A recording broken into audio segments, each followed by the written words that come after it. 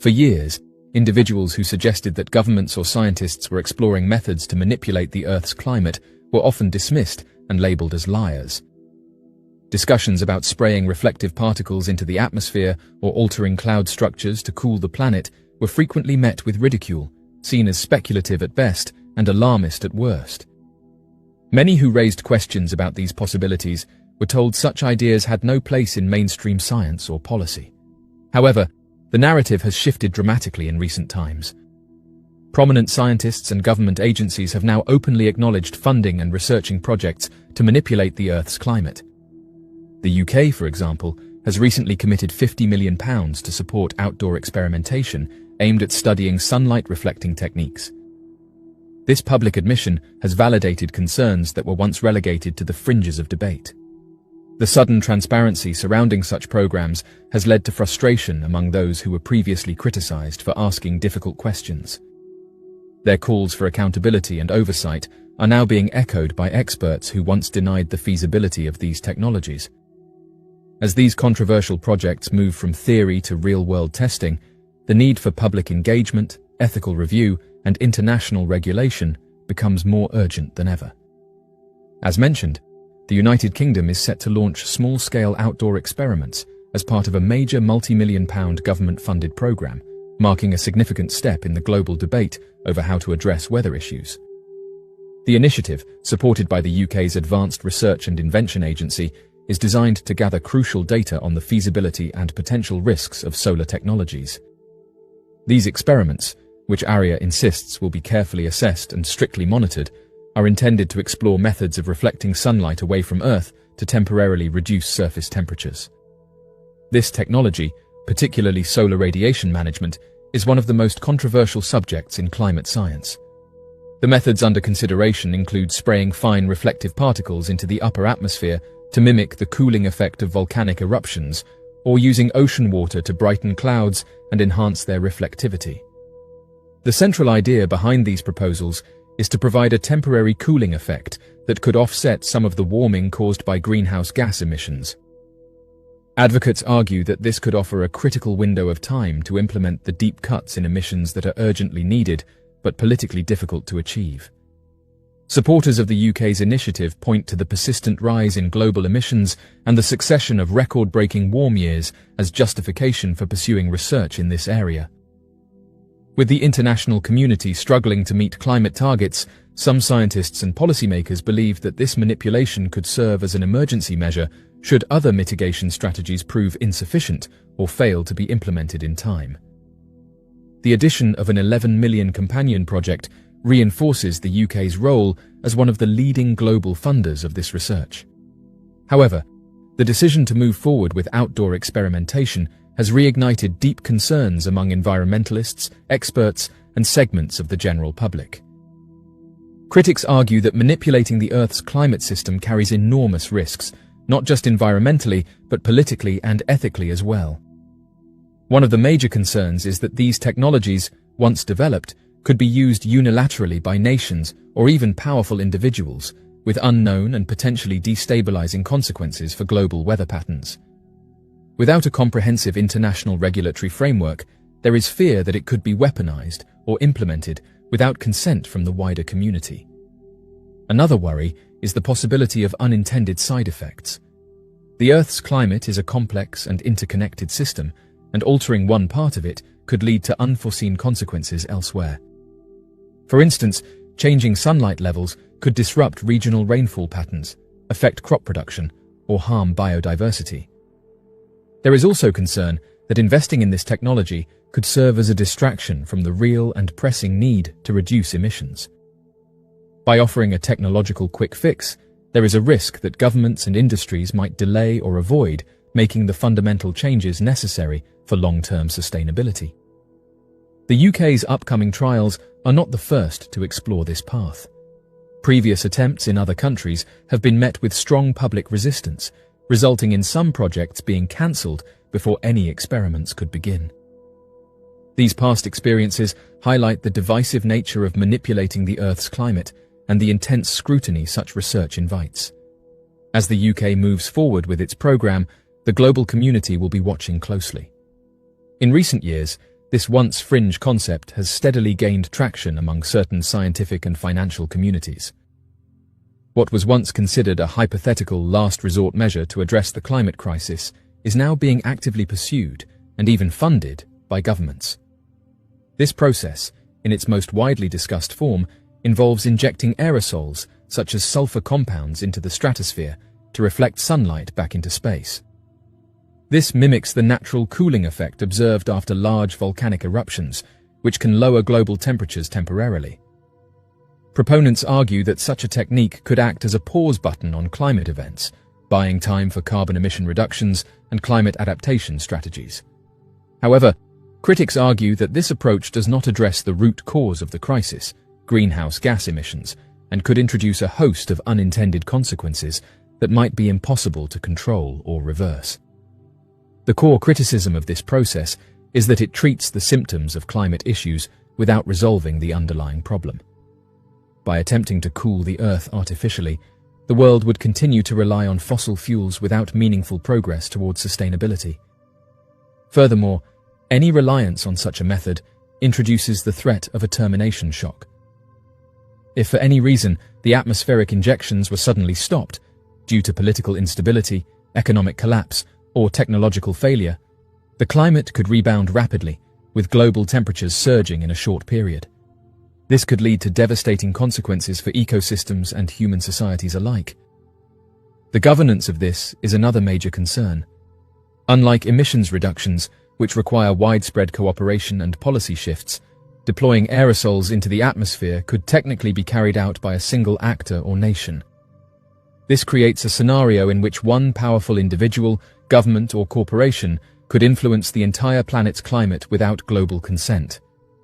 In an age marked by political tension, misinformation, and increasing distrust in institutions, the potential for misuse or conflict is enormous. While private philanthropy and corporate interests have shown increasing interest in this type of manipulation, Bill Gates being among its early financial supporters, many experts did not expect government-level involvement so soon, especially from a major democratic nation.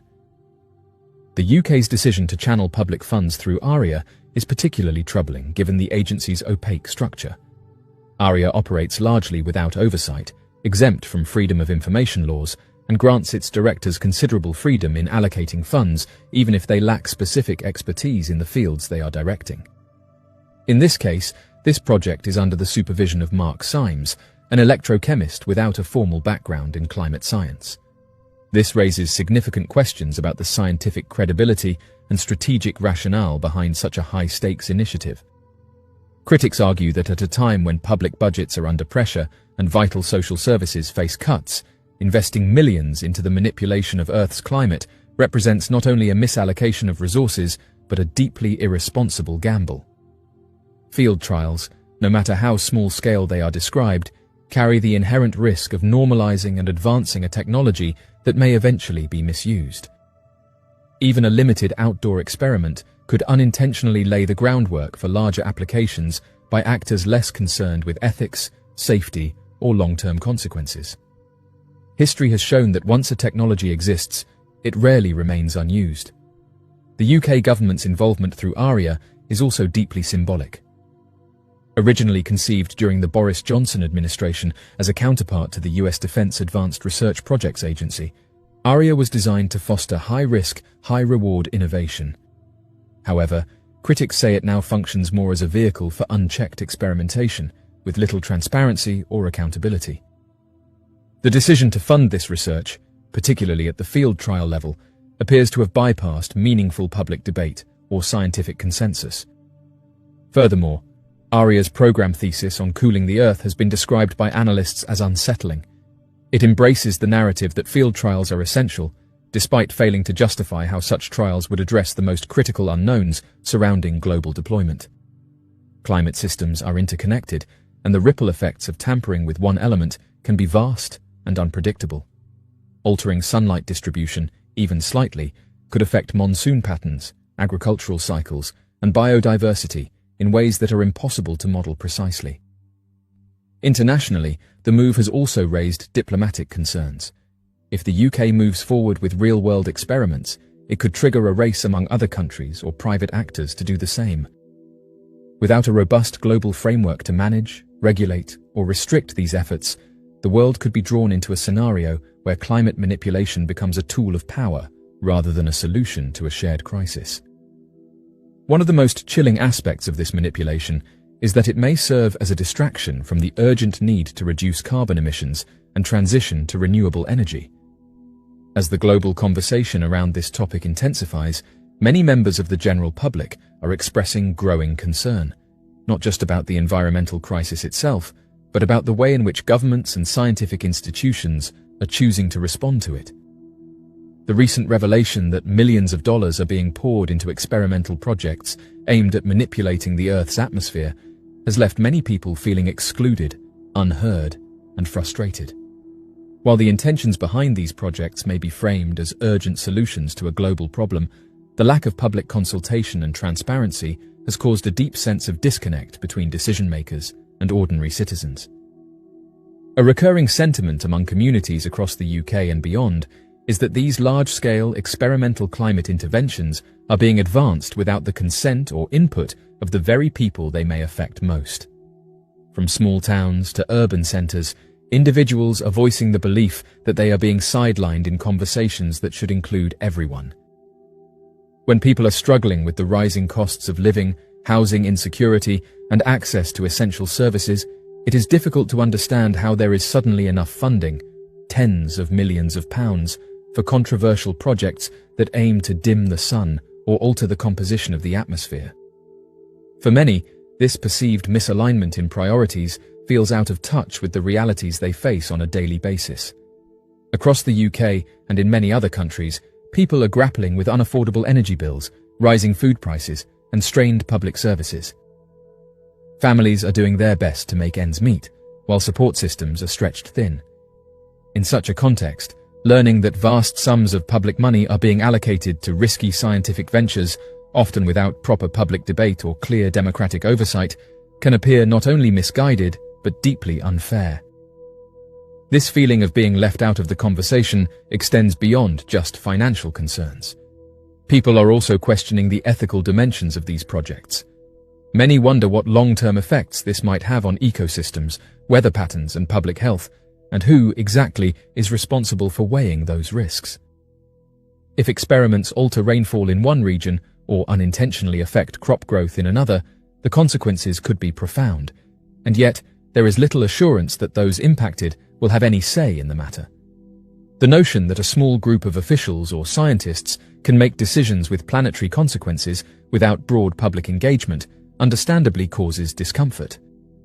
Furthermore, the approach of addressing these issues through high-tech manipulation rather than comprehensive social and economic reform leaves many feeling that governments are trying to bypass the harder, more systemic work of addressing root causes. Investing in renewable energy, public transportation, home insulation, and local food systems would not only help lower emissions, but also improve people's quality of life. These are solutions that the public can see, feel, and support, solutions that align environmental progress with everyday well-being. In contrast, these initiatives remain abstract, secretive, and experimental, which only widens the gap between the public and those in power.